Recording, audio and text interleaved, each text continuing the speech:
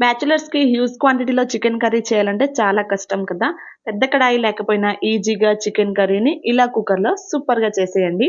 ముందుగా 1.5 kilo chicken బాగా కడిగి పక్కన పెట్టేసుకోండి. కుక్కర్‌లో ఆయిల్ వేసి జీలకర్ర, ఆవాలు, బిర్యానీ ఆకు, కరివేపాకు వేసి తాలింపు పెట్టుకోండి. ఇప్పుడు కట్ చేసిన ఉల్లిపాయలు కొంచెం వేసి ఫ్రై చేసుకోవాలి. తర్వాత టమాటో, అల్లం వెల్లుల్లి, ఉల్లిపాయతో చేసిన మసాలా పేస్ట్ కూడా వేసి 5 మినిట్స్ బాగా మగ్గించాలి.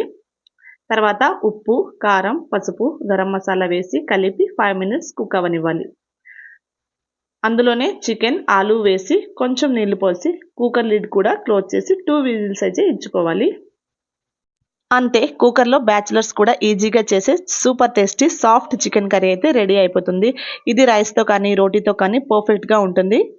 కూడా తప్పకుండా ఇంట్లో ఒకసారి ఇలా కుక్కర్‌లో చికెన్ కర్రీని ట్రై చేయండి. మీకెలా వచ్చిందనేది నాకు కామెంట్ సెక్షన్‌లో తెలపండి. మరిన్ని మోర్ కుకింగ్ రెసిపీస్ కోసం, టిప్స్ కోసం మన ఛానెల్‌ని ఫాలో అయిపోండి. మరి వీడియో నచ్చిందా? ఒక లైక్ వేసుకోండి. Thank you for watching.